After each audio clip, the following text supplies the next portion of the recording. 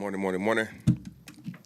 Week 6, and it's Seek the Truth Thursday, and here we are at 1-4, and just like a broken record, it's kind of same old, same in, week in and week out with the turnovers, and but we got to find a way to even the playing field and find ways to take the football away as well, and that's on a special team standpoint and a defensive standpoint as well, and we had some opportunities to do that, and we just didn't capitalize on it.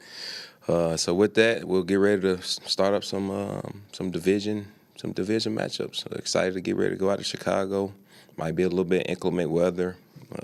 Play right into our hands on how our style of football and how we want to play, and we'll get ready to get to it. Back to Sunday, how long had you been waiting to get to that fake punt? Just a fake punt in general. I've been waiting since we lost to New York, really.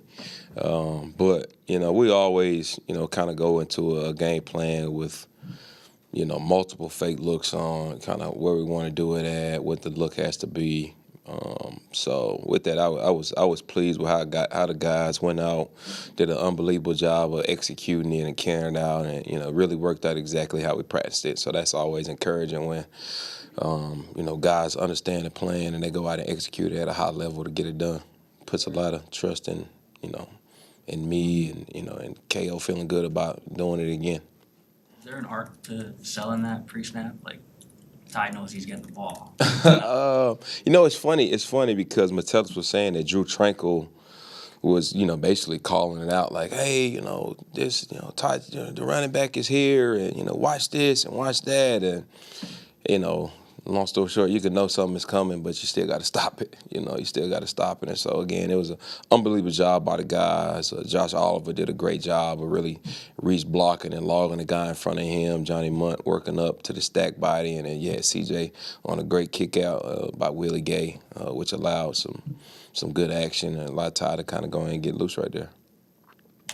Why is it designed that way? Like you snap it to Metellus, who's a defensive player, hand off to Chandler. Yeah, it's really a matter of it's kind of like a counter. Really, you're trying to get the flow of the linebackers to go one way to allow the blockers to gain leverage on them as they're trying to come back to it. So we kind of needed that flow and the eye trickery just to kind of gain leverage on the stack bodies that will be working back over the top to where we're running the football at. It's almost it's like a counter OG kind of power type of play, really.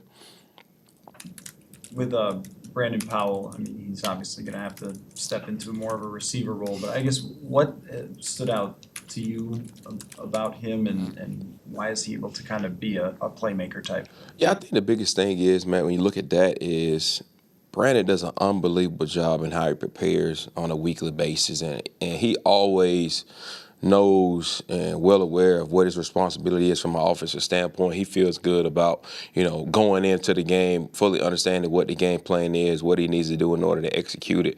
And so it's no surprise. I mean, ever since this guy stepped in the building, all he's done is make plays. He's tough. He's gritty. He's not the biggest of guys, but he'll block DNs. He'll stick his nose in linebackers. And KO trusts him to, be the guy to come in, when we're trying to run duo plays and be that guy to insert two take on and midline linebackers right there. So he's tough, he's physical, he finds ways to get open. When the ball gets thrown to him, he catches it. So, with that comes the trust, a level of trust and a relationship with him and Kirk that they're building, as Jets is now on IR. A lot of guys are going to have to step up and find ways to make plays. What's it like to have Kene back, and kind of what's going to be the process of incorporating? Yeah, it's exciting. Funny, a lot of guys are just talking about, more speed, a whole lot of speed back on the field now with Kene coming back and Dan Chesina getting back signed to the practice squad. And so, I think it's important for us to make sure, just see how Kene progresses kind of with his injury. He has a 21-day window. So we're excited to get him back, make sure he's well conditioned, make sure he's got his feet back on, make sure that he is feeling very confident in his ability to go out and do his job at a high level. And so with that, we'll kind of continue to ramp him up and progress him as needed and as tolerated as he kind of works his way back into playing football again, because he hasn't done it in a long time, so it's going to take a little bit of time to just kind of get his conditioning and feedback on him, but excited to get him back. You were really complimentary of Ty and the way he did that job as a kickoff returner, but just what other element or how much increase can you see with Kene back there? Yeah, for sure. Ty's done an unbelievable job, and you can't take anything away from Kene. I mean, he's an All-Pro returner now through 3 years. He's returned 3 of them to the house, and so you look at that. I mean, you just can't take away the elite level. What that does to a kickoff team, just having him back there. They might try to kick it differently. Have a different plan of attack on how they want to cover us. But again, Ty has done nothing but answer the call and do all the things that we've asked him to do. And I believe that he can do it at a high level as well. Matt, there were several times where the offense goes for it on 4th down, where it's kind of one of those you can kick kind of situation. What is the communication like, I guess, in those moments where that decision's getting made, and obviously you got to have your guys ready and the offense has to be ready? Yeah, for sure. There's a lot of sideline communication that kind of goes into it, and we always know really as soon as we kind of cross the 50, there's a communication going on the headsets on if we're in a 4-down territory, and I'm always kind of giving KO a make it versus take it line on where I feel good and confident for Greg to be able to trot out there to hit the field goal. And so, down and distance plays a role in that, where we're at in the football game, who are we playing against, how is our defense doing against their offense, do we feel good about going forward and having a short field to defend? So there's a lot of variables that play into that, and there's always constant communication just in terms of how good do we feel, if KO feels good about a 4th down call that he has on a 4th and 3, or would he rather kind of play the field position game?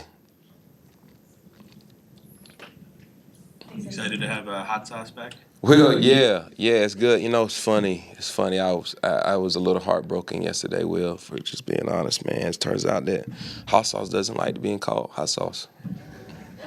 What? Yeah, crazy. I know. It broke my heart. So, Did he request to not be called that? well, Can you do that?